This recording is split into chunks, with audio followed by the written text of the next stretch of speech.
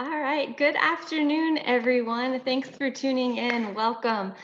We are really excited to have you here today, which is for another ATP Ride Report webinar. Today, we're going to be discussing a day in the life of an airline pilot. My name is Ashley Fallon. I oversee airline and corporate partnerships for ATP. And today, we'll be joined by Chris Carey. He is an A320 captain at United Airlines, among a couple other things that I'll let him share shortly. While everyone is getting signed in, we do want to go ahead and just get a poll set out to you to let us have some feedback as far as what phase of training you are in, or if you're already a CFI or perhaps in another situation. So we'll go ahead and allow you guys to vote for that. Chris, welcome back. We're so happy you can join us for another session. Yeah, thanks for having me back, Ashley. It's been a while since the first one, and I'm happy to be back. We're glad to have you. So to get started, for anybody that may not have been able to attend the first session for our viewers, can you please just tell us a little bit more about your background in aviation? Sure. I'm 39 years old. I'm a captain for United Airlines. But I started back, my father was a pilot. Both my grandfathers were pilots. Kind of everybody in my family was. So going through school, I wasn't really sure if I was going to follow that path or not. A lot of times I thought about doing other things along the way. And then, when I got to college, I do have a business degree. I got about halfway through that training and realized, this just isn't me. I think I want to fly. And I went out and took that intro flight that everybody does. And like most people say, I was hooked from there. So at that point, I went ahead and I finished my business degree up, and I got my private while I was in college at a small local school. Took too long, cost too much money, longer and more expensive than what they said. So I had a cousin who had gone to ATP, and I reached out to him and said, hey, how was your experience? And he said it was great. He's still flying for the Air National Guard now. And I looked around and did my research, and I wanted an accelerator program. So I went to ATP, finished up there with everything, private, beyond the private, and then stayed for about a year and instructed. So this would have been 2004. In 2005, I was hired by ExpressJet to fly the Embraer 145. And then I was really lucky. 2 years later, got picked up by Continental Airlines, which of course became United Airlines in 2010. And now I've been an Airbus captain for about 3 years now. So I've been lucky in my career. I've gotten to fly narrow bodies, wide bodies, flown over a large chunk of the world, got to see a lot and have a lot of really nice experiences that I've gotten paid to do. So it's been a good career. Along the way, I've stayed engaged though. And some of you might be familiar with our website, Airline Pilot Life. It's a really cool website. It's sponsored by ATP, but you can go there, you can sign up. It's me and a Hawaiian Airlines pilot and a Horizon pilot. And you can just ask any question you want about the industry, about training, what are trips like, things like that. And we'll be happy to answer your questions. That's kind of the way I've stayed involved in the general aviation side and in flight training. And then also I am the director of the ATP Alumni Association, which is about a year and a half old, just kind of getting it going and getting it off the ground. But it's really exciting to see people, our graduates all over the industry. Every airline you can name, we've got somebody there, it seems. So it's really excited to kind of bring people back into the fold. So that Yeah, answers. just to have everyone come together, and even now we have a lot of graduates at different corporate operators, so it's Mhm. exciting all across the aviation industry in general. So obviously our topic today is a day in the life of an airline pilot, but before we even get to what happens during a trip, I would appreciate if you can just discuss for our viewers how bidding and scheduling work. Sure. Now, in years past, you would hear people talk about lines, and it's a term we still use. And you still get awarded a quote line of flying, which is your scheduling for the month. People used to bid more like set bid packets where you'd go in and they'd say there's 200 pilots in the base, there'd be 160 lines, because of course there's some pilots on reserve. And you look through and you say, okay, I don't like this, but I do like aspects of that. So you kind of rank the lines you wanted. And there's a few airlines that I believe still do that. Most of us have gone over to what's called preferential bidding system. You'll hear your complaints about it. I, for one, really like it because I can go in there and say, I need this Tuesday off and the following Friday. And by the way, I'd like to have overnights in San Diego and Grand Rapids. And you can put in a whole bunch of other criteria, and it will do its best to honor that as much as possible. So you don't get stuck with stuff you didn't want because you needed a particular day off. Now, that's not to say you put in, it's not a magic genie. You don't always get everything you ask for. But I always say I get everything I ask for, but I know what to ask for in the system. So your realistic expectations with your seniority. So it's all seniority driven. And that's one of the reasons we talk about why it's so important if you want to be in the airlines to, to do it in a way that gets you there as quickly as possible, because everything is determined by seniority. If you're a captain, first officer, which equipment you fly, what trips you're able to get, even your vacation is all determined by seniority. So that's how the monthly schedules work out. Of course, there's trip trades. People. I'm a pretty active trader. I might get a 4-day trip that I don't really like because who knows, it has an overnight someplace I don't care for. We have a system where you can put in what you want. If something comes open, it'll automatically go through in seniority order and switch those trips for you. So there's a lot of flexibility in scheduling. And I can tell you, I'm home a lot more than most people are. Some of my neighbors, I think, wondering, does the guy work? Yes, I do. But I probably get anywhere from 12 to 15 days off a month in an average month. So Okay. Perfect. Awesome. Well, thank you for walking through that. And that sounds like, hey, that's not a bad gig, 12 to 15 days off. So no, as far as locations, some pilots are lucky they get to live in base, but others commute. Which do you do? And can you provide some insight into both options? sure. We always say there's those that live in base and there's those that don't. And I'm based in Newark, New Jersey. I have been my entire career with ExpressJet, Continental, and now United. But I've always lived down near the Norfolk, Virginia area and a little bit towards South Bend, Indiana. So I'm a commuter. And there's pluses and minuses to that. I briefly lived in New Jersey. There's great aspects about it. It wasn't right for me. And Virginia is where my kids are, to be honest. So I choose to commute. Now, what that means is a lot of times I can come in the day my trip starts. So I'm very conservative in my commuting decisions. So if my trip starts before 2 o'clock in the afternoon, I'll generally come in the night before, and we'll talk about that in a second. If it's 2 o'clock or later, typically there's 1, 2, maybe even 3 flights that can get me up to Newark on time, or LaGuardia or Kennedy, and get over to base there. So you're able to fly in. There's space available, of course, if there's seats on the airplane, and there's always the cockpit jump seat that's usually available too. And so a lot of times I'll fly in, do a 4-day trip, fly back that night. I've never left the airport in Newark. So that's convenient when that happens. Now, what most people do is they have a crash pad, it's called, which is basically an apartment or a house that a bunch of pilots go in together on and rent out. Kind of bunk bed type situation. Think college dorm. It's a pretty accurate description. It's certainly not the Fairmont, but if you're only there a few nights a month, it gets the job done. It's at a reasonable price. So that's what most commuters will have, that crash pad as a backup. You will see some people use hotels instead, but that can get pricey really quickly. So it's nice to have the crash pad available. So that's what I have. I've been in the same crash pad for 13 years. Perfect. Thank you. And guys, we do see a couple hands raising. If you have questions for Chris, there's a Q&A button at the bottom of your toolbar. Go ahead and put them there, and we will have a viewer Q&A a little bit later. So moving on to, now that you've discussed a little bit about basing and talking about how schedules work, can you talk about typical trips? So how long are they? And then what insight can you provide regarding what happens at the start of a trip? Sure. Most of our trips, I would say, are 2, 3, or 4-day trips. There are a few day trips in there. The people that live local love the day trips. They get those. They can go fly from Newark to Miami and back, be home by 1, 2 o'clock. They're home for dinner. So those tend to get picked up by the people that are local. I'd say most of ours are around 3-day trips. I like that as a commuter. I come in, I'm on the road for 3, 4 nights, or sorry, 2, 3 nights, and then go home. So how we do it at United, and I can't speak to other airlines, but I'd assume it's pretty similar, is for domestic flights, we meet an hour before the scheduled departure time, typically in our crew room or the weather flight planning area, whatever's closest to our gate.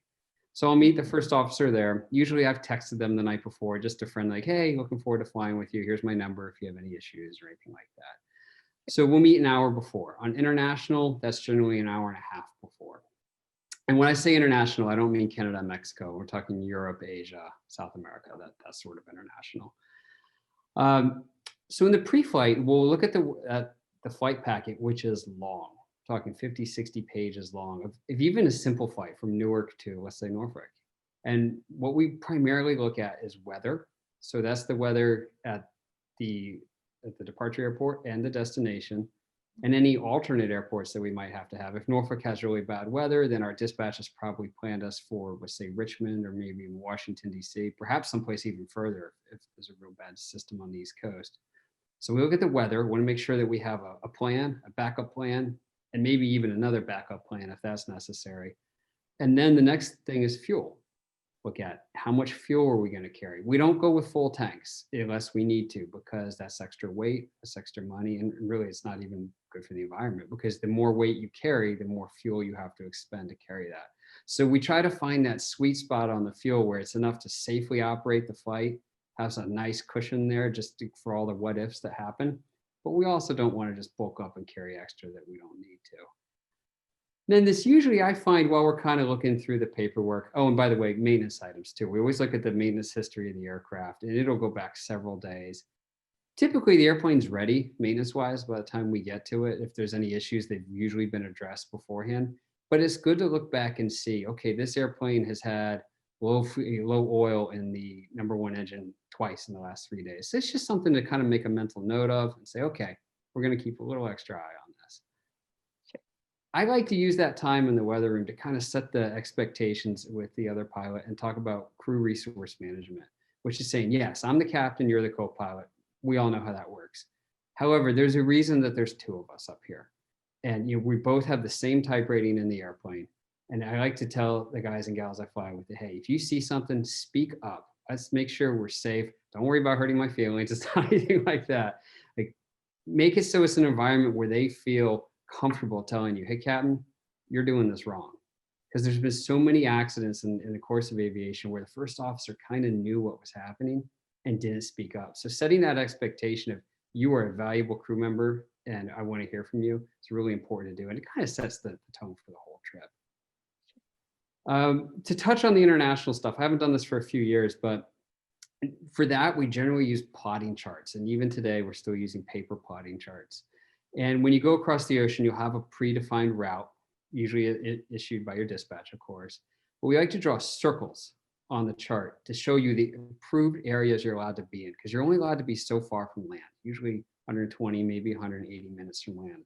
So we draw these nice circles, gives us our area of operations, approved operations area. And then our line, alternate points, kind of points of no return. Okay, I'm halfway across the Atlantic, something happens. I need to know immediately, am I turning back to Canada or am I continuing on to Ireland, Greenland? What's available? Those are decisions you don't want to be making when you're 2 hours from land. You kind of want to already have that plan. So that's important to go over that beforehand. So when we get to the airplane, most of the time, the co-pilots will do the walk around. That's the exterior pre-flight inspection. I like to do every other one. I like to get outside and walk around a little bit. And again, I think it kind of helps set the tone. Like, hey, I'm in this with you. If it's raining and it's my turn, guess what? I'm still going to go do it.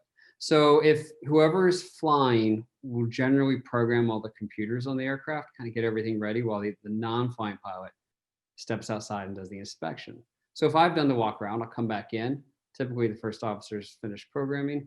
I'll go through, double check everything, just like he does or she does for me. We also use that time to talk to the flight attendants, to introduce ourselves, let them know anything important that pertains to their jobs for our flight.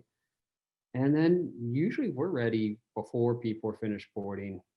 God forbid there's a maintenance issue that we have to deal with along the way. But typically we're ready, I'd say 15, 20 minutes before. We just kind of sit there and wait, see what happens. Perfect. Well, thank you for that. And then moving on to the different phases of flight and maybe some of the responsibilities that are associated, can you walk us through those, starting with pushback? Sure. Pushback sounds like an easy thing, but it's not necessarily, particularly at bigger airports like Newark or Denver. There's so many airplanes coming from both sides of the alley, and airlines tend to operate in banks where there's the 3 o'clock departure bank. So there's a lot of airplanes pushing at once. During a pushback, I usually, as the captain, talk to the rampers, the people on the tug.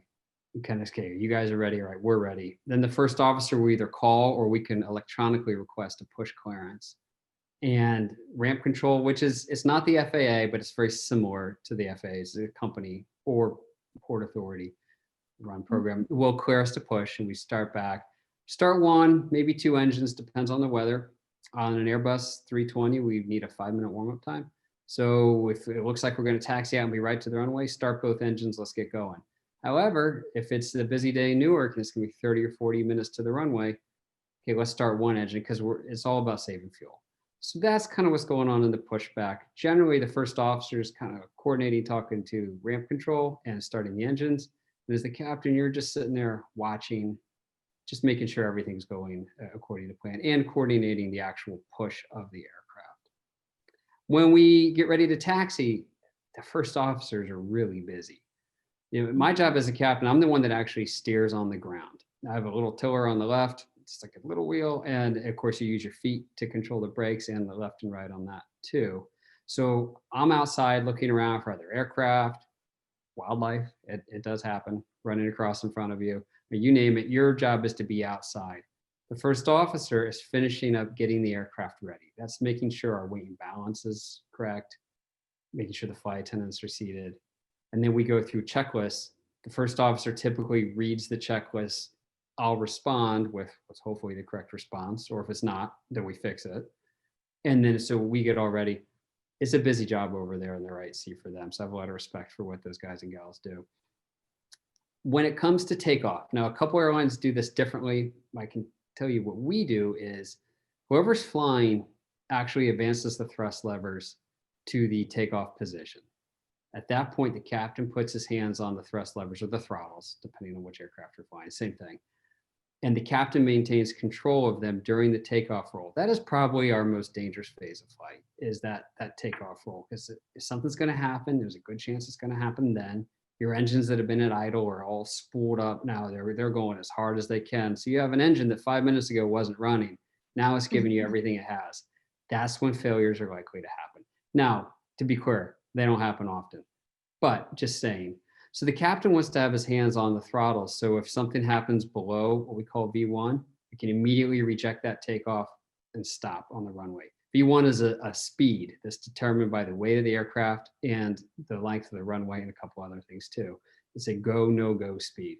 And you don't want to have a lag time in that transition between if the first officer was flying to say, okay, it's mine. No, so the captain maintains control. However, if the first officer's flying, they'll have their hands on the yoke and the pedals. They'll be the ones that are actually controlling the aircraft down the runway. At V1, hands come off the throttles. When we're flying starts a very slow rotation. This is not like a 172 where it kind of pops off the runway and you're not worried about hitting anything. A lot of these aircraft, not so much the Airbus 319 and 320, but some of the other ones I've flown are very long. So you want to be really careful not to drag the tail on the ground. So that's why you'll notice in an airliner that nose comes up, particularly in a lot of the Boeings or the 321, and it kind of hangs there for a minute, and then the aircraft flies off the runway. So, the gear comes up and then we're on our way up into the departure area. Perfect. Well, once in flight, continuing on, what are some considerations that pilots take into account? Sure. What I kind of break it down to is below 10,000 feet and above 10,000 feet. When you're flying, even in a big airliner, below 10,000 feet, particularly on a beautiful weekend day, there's a lot of traffic out there, a lot of smaller airplanes. So we want to be really visual, looking out the windows, looking for people. We have systems that tell us where other aircrafts are. I still want to make sure I'm looking myself to make sure nobody's out there. So as you climb through 10, you kind of leave that world of general aviation. You're more into the world of jets and turboprops and things like that. So you get up to cruise. Usually our biggest concern at that point, or I should say two biggest concerns, are weather and again, fuel. There is a lot of weather in the United States, particularly during the summer. And if you're flying from Newark to San Francisco, there can be some major systems out in the plains and the Rockies and all that. So we try to avoid thunderstorms. I mean, we have to avoid thunderstorms. So we're always making sure you're looking on your radar. We now have onboard Wi-Fi, which is really cool because you can see a lot further than the radar. Checking your route, making sure that, okay, this is a good route. I'm not going to be on the bad side of a thunderstorm that's shooting hail out the top.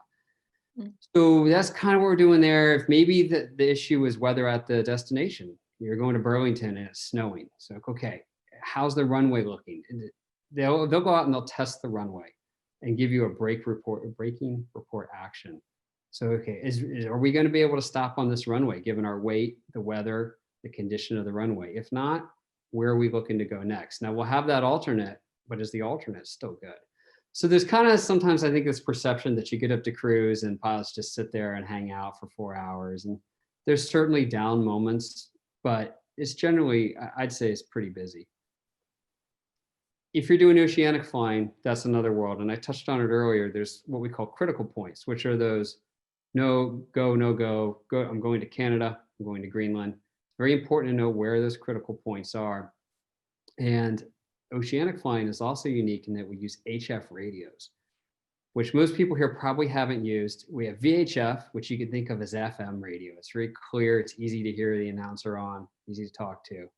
HF radio is, if any of you remember being a kid and try to tune in that AM radio sports game from 300 miles away, that's what HF radio sounds like.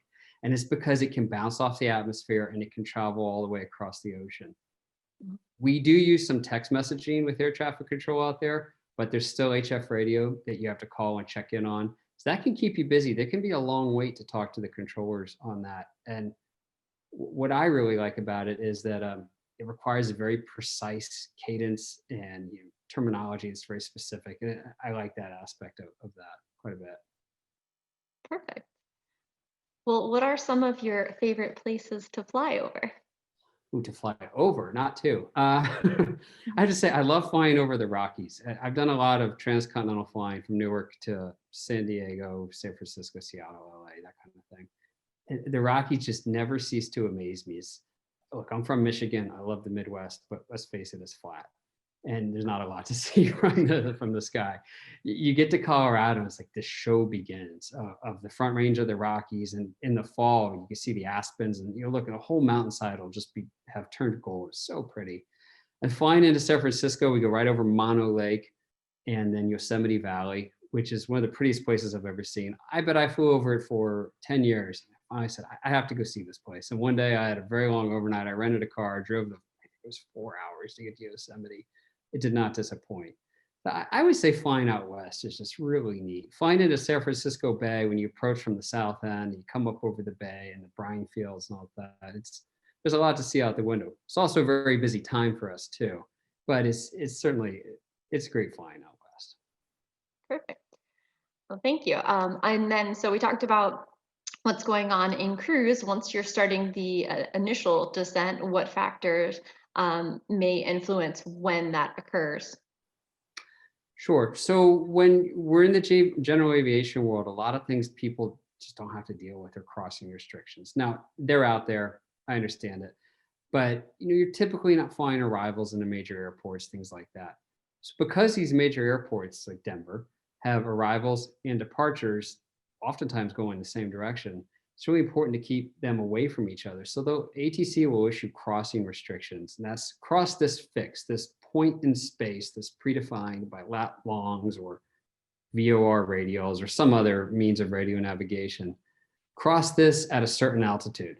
So you'll put that in the computer to back it up. We like to use something called the 3-for-1 rule as well, where you look and say, okay, I have 1,000 feet I need to lose. It's generally going to take me 3 miles for every 1,000 feet. So if I have 10,000 feet, I'm 10,000 feet higher than this crossing restriction. I'm going to start down 30 miles prior to that. And so that's the kind of thing we're looking for. Again, fuel going into that. How's the fuel load looking? Take these off. Looks like I'm getting some green reflection from the sun setting behind me there. So that's the descent planning. And again, looking at your fuel, your weather, and briefing the runways. Okay, Denver has, I forget how many, but quite a few runways. Which one do we think we're going to get? Let's program the computer for that runway. Let's get our landing data, meaning how long it's going to take us to stop for that. Have a taxi plan. But let's also have these other runways in mind too, because who knows what's going to happen and where we're going to be switched to another runway or not. Perfect. Thank you. And as far as the final arrival phase of flight, walk us through kind of what happens in preparation for landing. Okay, so we use Jeppesen charts. Not every major airline does, but I think most people do. So what we'll do, we'll brief the arrival, which is again a plated arrival. This, I don't expect people to know what I'm talking about on this. If you haven't done it, you haven't. But you know what? You sign up for flight training in a few months, you will know what I'm talking about. But arrivals bring you into the airport, into the terminal area. They're kind of predefined highways in the sky. And then we have the actual approach itself. And we'll use Norfolk here, runway 5. So, okay, I'm going to approach runway 5, which corresponds to the magnetic heading of 050. If you ever wondered what those runway numbers are, add a 0 to the end of them, it's the heading of that runway on a compass. So we're going to approach runway 5. This is the facility that we have to help us find the runway. So are we going to use GPS? Are we going to do an old-fashioned VOR approach, which is an instrument that kind of shoots electronic radials out?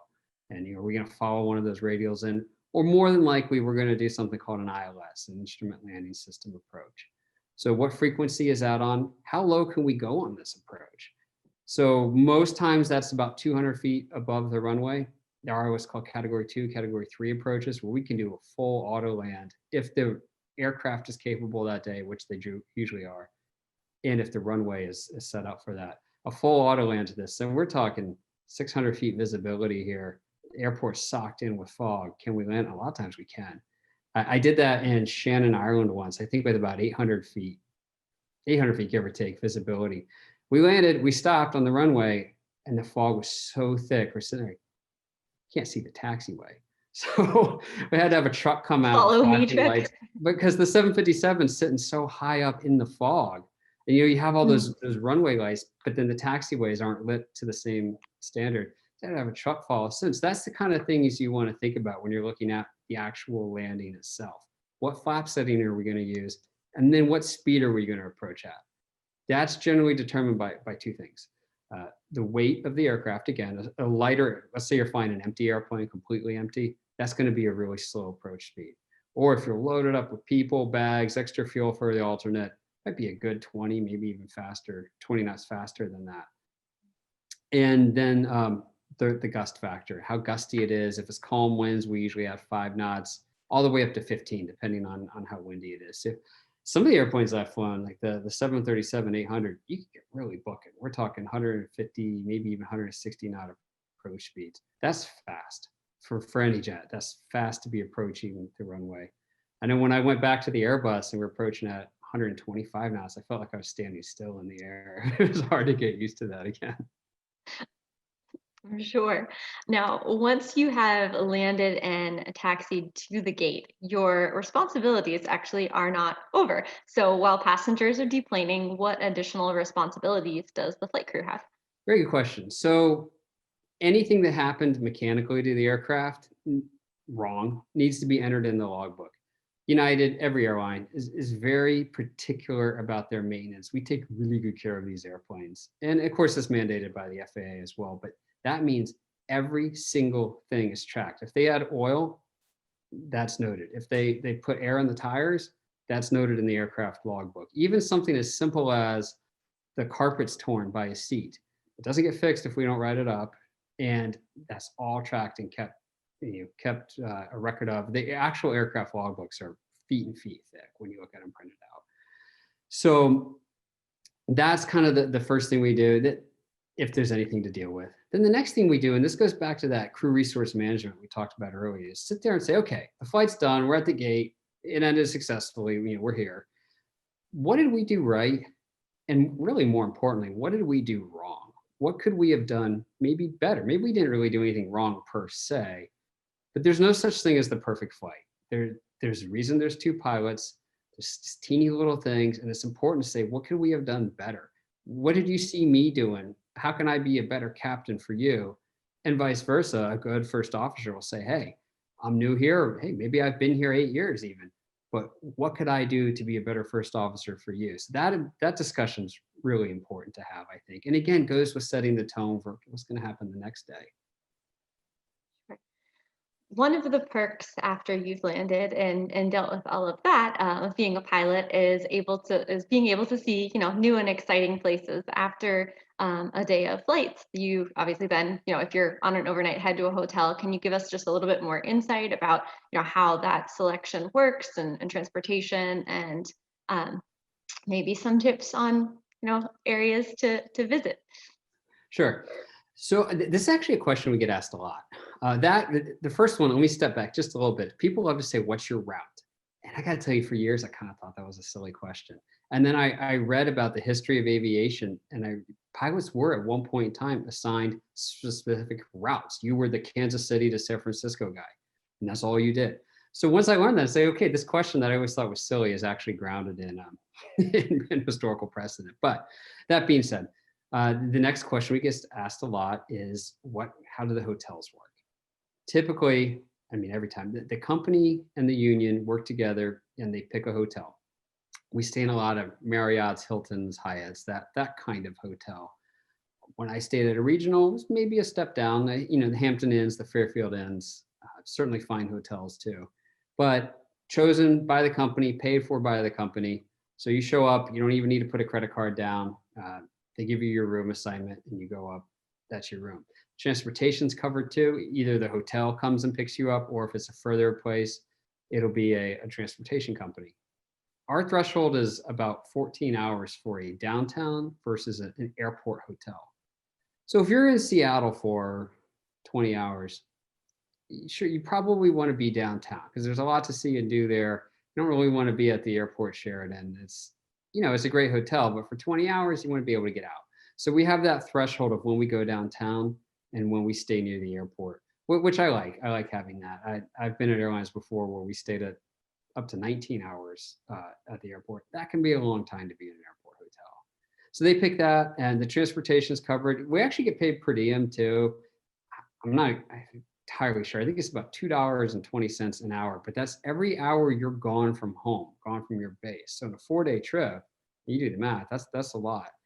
Let's basically call it $50 a day. That's your money for expenses for meals. So you can go out, spend as much as you want. You're not going to turn in your receipts. You just get paid that amount of money.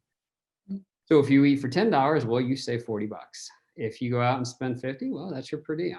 So you'll see the gauntlet of some pilots love to go out and have that big, nice, fancy dinner. Others kind of, let's hang out, something a little on the cheaper side. Or of course, it depends on, how you feel and which. You're on a diet, eating healthy. Yeah. Sure. Yeah. And I think you asked which cities I like. Is that right? Okay, great. Domestically, I would say my favorite cities I love San Francisco. You never get tired of going to it. It's something, walking along the bay and Fisherman's Wharf is so cool. And I love to walk over the Golden Gate down into Sausalito. It's a 4.5 hour walk, but what a great walk to do. And the weather's always great there, particularly like Salt Lake, San Diego. Again, you see kind of a West Coast theme here. I will say though that every city has its cool parts to it. I've come to really like Burlington too. After doing a bunch of those, this is a really neat town. So every place has its positives, but I would say for me, the West Coast stuff. On the international side, it's hard to beat Rome. It's the eternal city, as they call it. It's so neat to stand here and look at where Roman emperors stood, and then the Roman Forum and the Senate, and so much history in such a small area there. It's really neat. I always like Dublin too. You meet an Irishman and it's your best friend the day you've met them. They're always so nice and so kind over there, and they love Americans. But again, everywhere in Europe, I've seen a lot of Europe. I'm glad I got to see it all. But I would say Rome and Dublin have been my favorites. Well, thank you for taking the time to really discuss a day in the life of an airline pilot with us today. That wraps up our questions, but we do have quite a few from our viewers. So I want to go ahead and move on to that. But before we get to some that were in the comments, we actually got one from Asan, who is a future ATP student, and he had emailed in and just asked what are your advice on some recommendations for a new student, especially in ATP's Flex Track program? So the Flex Track is a new program. It's just started out a few months ago. Really, I would say I think it's a great program to allow people to be able to work, to go to college, and still go to flight training. The difficult aspect of it is going to come, or I shouldn't say difficult, but what's going to be more challenging is in that you're not putting your life on hold like you do for the 9-month program, where you really just kind of stop life, which is what I did. Go through the program, finish it up, and then go back. If you're coming home to your kids that you need to help with homework and things like that, it's going to be important to say, okay, I'm still going to live this life.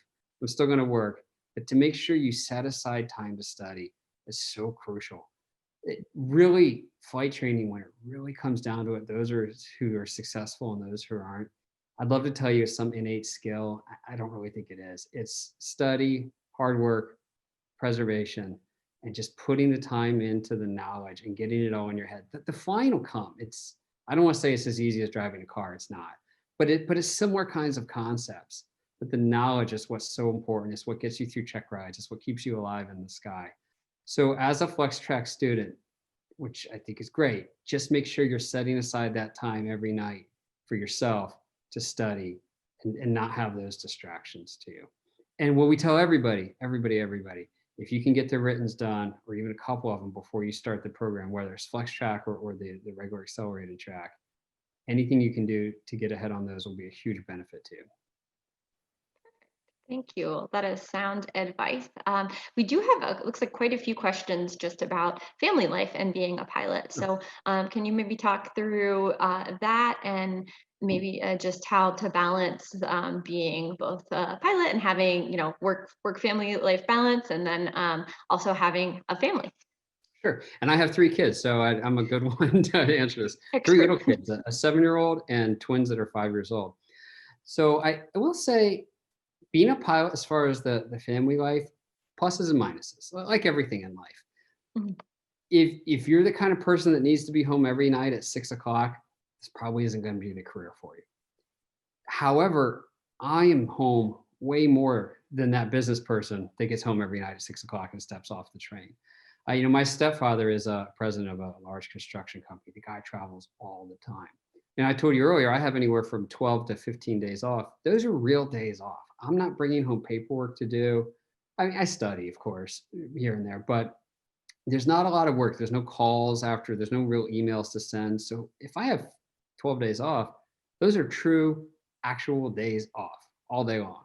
So that's really nice. And particularly as you get more senior, those days become weekend days, which becomes a factor when the kids are in school and things like that. Now, have I missed some holidays along the way? Absolutely. But as I've gotten more senior, I've learned, I'm able to get those holidays off. And of course, you learn that Christmas doesn't necessarily need to be on the 25th. Santa can come on the 23rd too. But it's just important that when you're home, it's nice that you have that time. And I've been able to take my kids on some really cool experiences with the past travel. We've gone out to Colorado quite a bit. We just got back from Vail.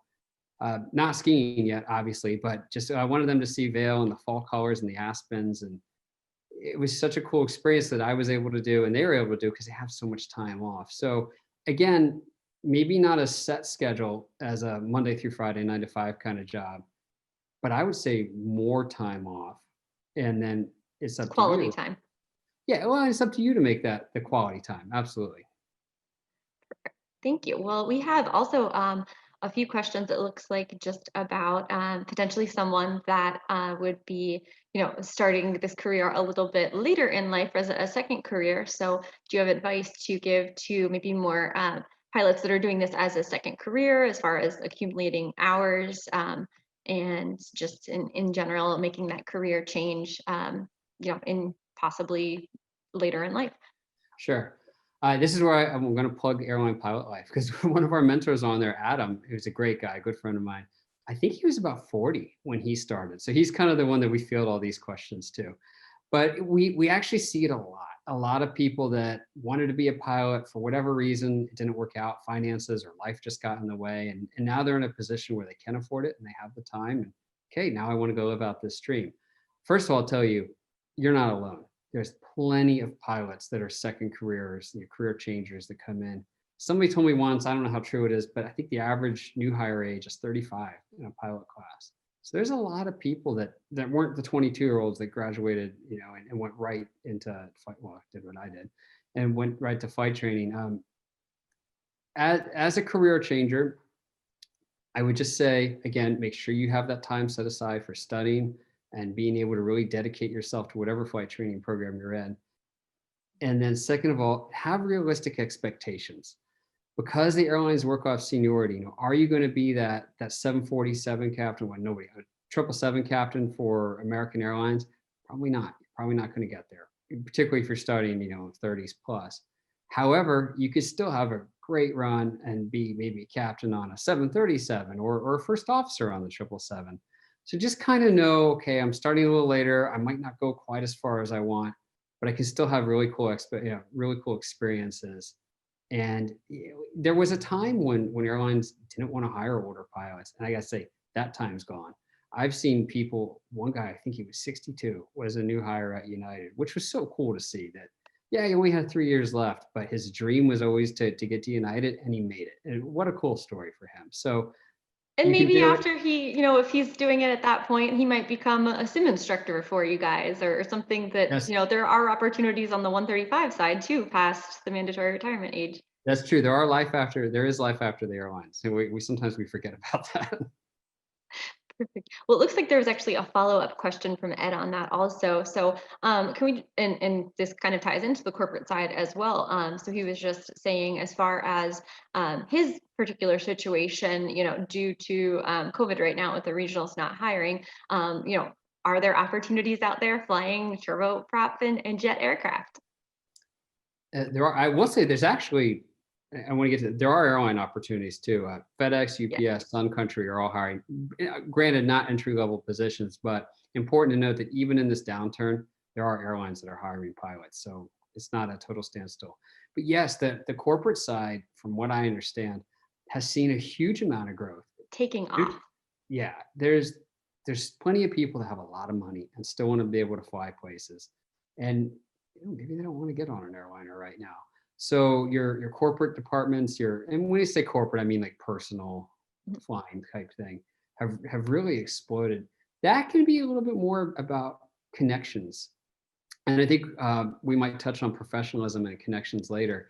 I don't mean to say it's exclusive, like you have to have that connection, but we'll talk a little bit about how it's important to always along the way just make sure that you're always interviewing in this industry. I'm still interviewing, and just keep that in mind. But we'll come back. Yes, there's jobs out there. Corporate has really taken off. There's still a demand for travel. It's just shifted a little bit for right now. Yeah, I know that there are some operators that are saying, that they've seen growth that like you wouldn't believe, and they're really seeing their businesses take off on the 135, the corporate side of aviation. So hopefully that answers your question, Ed. And so Reza would like to know, what are some different ways that you can get certified to he asked about the A320, but type ratings. He's asking what are different ways to get. So like for you, as part of your training at United, you receive Oh, a a type type rating. rating. Okay, so the FAA requires anything that's jet powered or weighs more than 12,500 pounds to have what's called a type rating. So when you get your regular single engine license as a private pilot, you're legal to go fly a Cessna, a Piper product, a Cirrus. Now, it doesn't make it a smart idea to go jump in something you haven't flown, but it is legal to do. When you get to the bigger airplanes, you have to have what's called a type rating, and that is training in that specific type of aircraft. So every jet I've flown, so the Embraer 145, 737, 57, 67, and now Airbus 319 and 320, I have a type rating on those. And those all show up on the back of my FAA license. And it says, I have airline transport professional qualifications and can operate these aircraft. And it lists those 5 type ratings. So now that in theory, yeah, I could go jump in a 737 right now. I'm not current in it. I need my 3 landings and 3 takeoffs in 90 days. That being said, if I were to change airplanes right now, I've been off the 737 for about 3 years. They would undoubtedly put me through probably a whole training cycle again because airplanes are so different. It's not like going from a Chevy to a Nissan. They're very, very different when you get into. Sometimes even amongst the Boeings, the logic is different. The control fields are different. So you get a type rating in everything you fly, and then you have to stay current in that type. And we only fly one type at a time. And I think a follow-up question to that was Garrett was asking as far as the process to moving to larger aircraft or potentially wide bodies, how does that typically happen? Well, seniorities, everything's seniority driven. So when you get hired at an airline, most likely you'll start on a narrow body. And when I say I'm talking the Deltas, the Americas, the Uniteds of the world, like Southwest only has 737, so you're going to stay on that for your entire time there unless they get something else. But if you're at an airline that has different fleet types, you're probably going to start on a narrow body. Pilots get paid more the bigger the airplane is. So your entry level position is going to be the one that pays less. So I started on the 737 at Continental. I think I flew it for about 4 years. And then bids come open and they say, well, we have 20 openings in Newark on 757. So you bid it. I could have gone much sooner, but at that point I'd gotten kind of senior on the 737.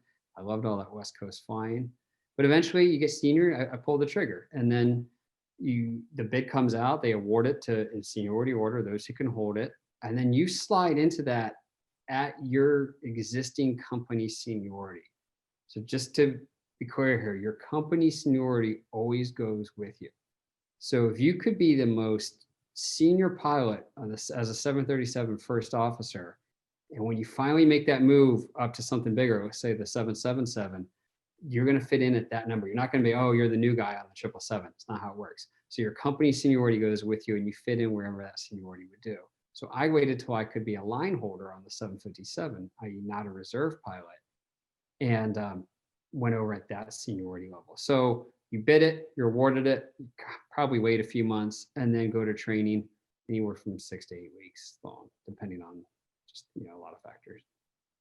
Perfect. And then what advice would you have to someone who's thinking about, I can speak from my personal experience here, whether or not to continue and get their CFIs? Okay. A lot of people, I shouldn't say a lot, some people kind of get to that commercial multi-license and say, hey, I'm qualified. I don't need this CFI to get to the airlines. That is absolutely true. Or to a corporate operator, to be clear. But you're going to need 1,500 hours if you're going to the airlines. And corporate operators, while there's maybe not that hard number, there's certainly a desire to see experience. And experience means flight time in the aviation industry. So how are you going to get that time? Well, if you don't have your CFI, there's some jobs available like flying parachuters, jumpers. Yeah, you have some experience there. or banner towing, things of that nature. Not knocking what that is. I'm sure those jobs are tough. I've never done them.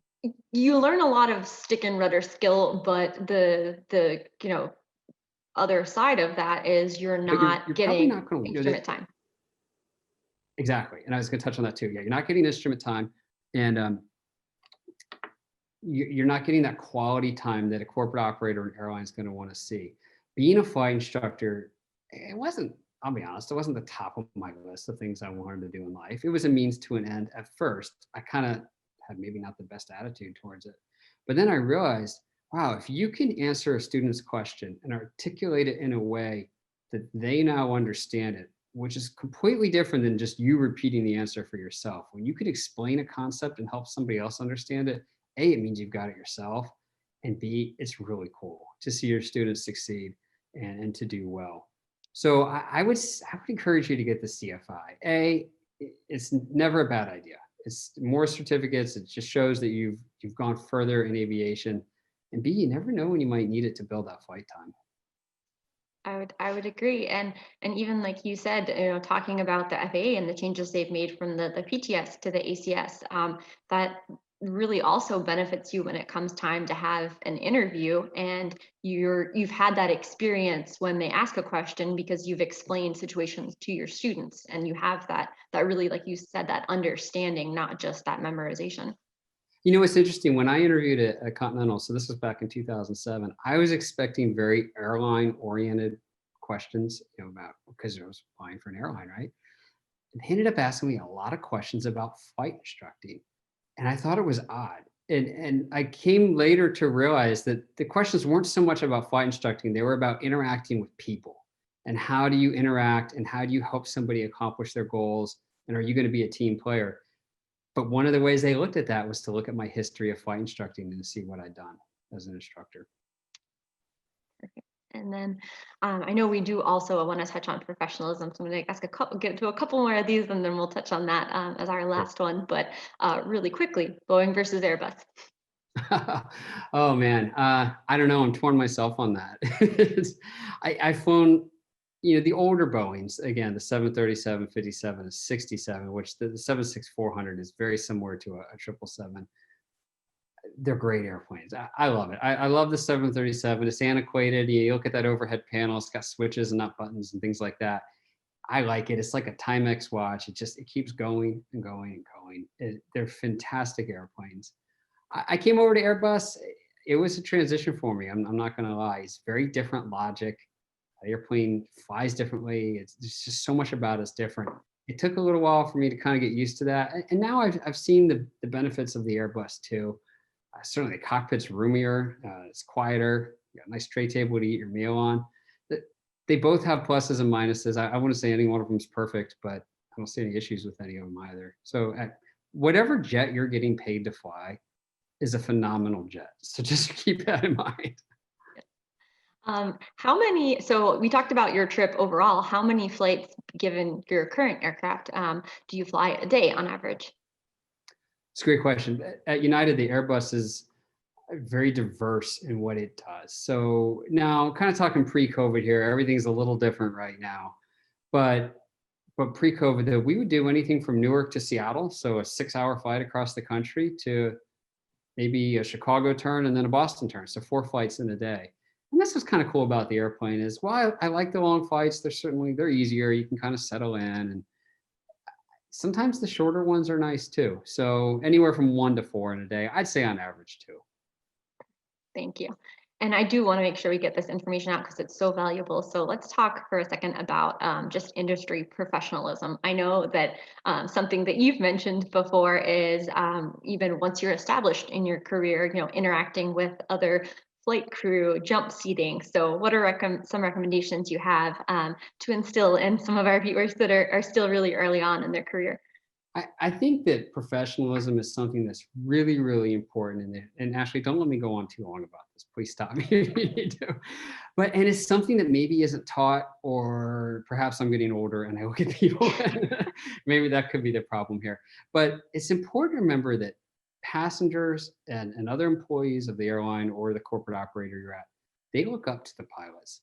And as such, you're kind of setting an example. And in a lot of ways, you're the face of the airline. Maybe not the face that they interact with, but they notice when you walk by. So to me, that means have your hat on correctly. If your airline says to wear hats, my gosh, wear your hat and wear it right. But don't have AirPods in your ear or a backpack on your bag. You look the part of an airline pilot, and you have your uniform on right and your shoes shined, things like that. Just if you carry yourself in a way that kind of shows you respect yourself, people will respect you too. And I think that's important to kind of set that tone, and also sets the tone of who's in charge. And I don't mean that from an ego standpoint, but it's important to know in any chain of command, whether it's military or civilian world, there is a captain, and then there's a co-pilot, and then there's the rank that follows down through there. So be professional. But that also means don't be arrogant too. Don't be that obnoxious pilot either that kind of doesn't talk to other people. I try to talk to everybody I'm working with on a flight, whether it's the flight attendants, the mechanics. If I'm doing the walk around, the fueler, stop and talk to him, ask how his day is going, the gate agents. Everybody it's like parts of a watch. Everybody needs to be there for this to work together. And you are kind of setting the tone as that. So keep that in mind. Another thing is just common decency. So jump seats, we can only talk so much about this, but basically it's an extra seat in the cockpit that's kind of available to any other airline pilot out there. And there's priority systems of how it works. But when you come down and you introduce yourself to the captain, don't say, "Hey, Captain, I'm riding your jump seat." "Hey, Captain, I'm Chris Carey with United. I'd love to catch a ride if I could. Or here's my form." Ask permission, that kind of thing. And it's really important to be professional. And here's a great example. I always say you're always interviewing. You just never know. So I was at ExpressJet and we had some sort of emergency. I don't really remember what the emergency was. It wasn't terrible, but enough that there were fire trucks and things like that. And we had a jump seater from Continental in the cockpit. When we landed, he turned to me and the captain and said, "Hey, you all did a great job. Any of you applying to Continental?" She said, "No, I don't want to go there. I'm looking elsewhere." I said, "Yes, I have my application in." He's like, "Was there anything I could do for you?" I said, "Well, sure. Could you write a letter of recommendation?" "Absolutely." So the guy wrote a letter of recommendation, and he had 2 hours. He goes, "Well, let me walk you down to the chief pilot." So again, I was interviewing and didn't even really know it at the time. Have your resume on you. And when you reach out to somebody for a letter of recommendation, you have to remember you're asking a big favor of that person. You're asking them to put their reputation, Endorse you, yeah, essentially. to endorse you and to put their reputation on the line. If they don't do it, it doesn't mean that they don't think well of you. It might just mean they don't know you and they're not comfortable doing this. So ask once, don't badger, 'cause you can hurt yourself too. So just remember that you're always making connections in the industry. It's a very small industry. I actually flew with a captain whose father had been my grandfather's co-pilot on his retirement flight. Oh, It took that's us so neat. 4 I know, it took us 4 days, and the name just sounded familiar to me to kind of put together this whole history, but here we are Mhm. 40 years later, and we have this connection that goes so but you find that all the time in aviation. So just remember, you're always interviewing, be professional, look professional, and act that way. And I think the acted is really important because you're talking about jump seating and talking about, asking to be able to jump seat. You want to make sure that if you're asking the flight crew that, your name has a positive connotation with it, because Mhm. like you said, aviation is so small. As far as connecting to possibly a current pilot for more information on a company or mentorship, how do you recommend someone go about that in a respectful way? Whew, that's a little tough. If you're looking for somebody at a very specific airline, I can tell you if it's Horizon, Hawaiian, or United, come talk to us on Airline Pilot Life. We also have a Southwester that loves to hang out there sometimes. But beyond that, it can be tough. I would look at LinkedIn maybe. A lot of pilots kind of don't use LinkedIn though. That one might be tougher, but you'll find that I remember when I started my flight training, even with a father who was a US Air and then an American pilot, still think, oh, I don't really know anybody. But as the people that are in front of you go through training and get to the airlines, okay, well, somebody's working at Republic. Let me call them and ask, how's Republic to work at? You'll build those connections along the way. And when I was an ATP instructor, we were in the Florida Jet Center, Fort Lauderdale. There's all these corporate pilots coming through there. And we just talked to every one of them like, hey, what are you flying? How do you like it? So I know I'm not really answering your question in a specific way. It's going to be tough to find I, it. I think you are, though, because we talked about, I think that it's important to build that networking internally as you're going through flight training, which is a really valuable way. Yes, and Um, one more thing, if you are an ATP grad, we do have the ATP Alumni Association, and I think we have on the Facebook group well over 1,000, up to 1,500 people or so right now. Come on and post there. I had somebody that was interested in Delta. We posted on there, an immediate response from a Delta pilot. So important, join the Alumni Association, particularly the Facebook page. yeah, we have that mentorship feature turned on there, so you're able to connect, and that's one of the benefits of having such a large alumni base. And the mentor thing does run independently. We don't see what you're talking about. So just that's a safe place. You can talk about whatever you like to. And then finally, as far as communication, specifically electronic communication and phone, honestly, what are some recommendations as far as professionalism as perhaps you're going through the application process or reaching out to establish an interview date? As far as phone As electronic, far as like electronic communication or as you're talking to someone to help get set up for oh, possibly an okay. interview. Great things, really. And this goes back to professionalism. Emails, my gosh, write them correctly. Have your punctuation right, your spelling right. If you're not an look, I'm not an English major. I never was. Get somebody else to look at it. Don't just rely on the spell check because that letter you send to an HR person who might have quite a bit more English background than you do is very important and it kind of sets the tone of who you are. Get your resume reviewed by somebody.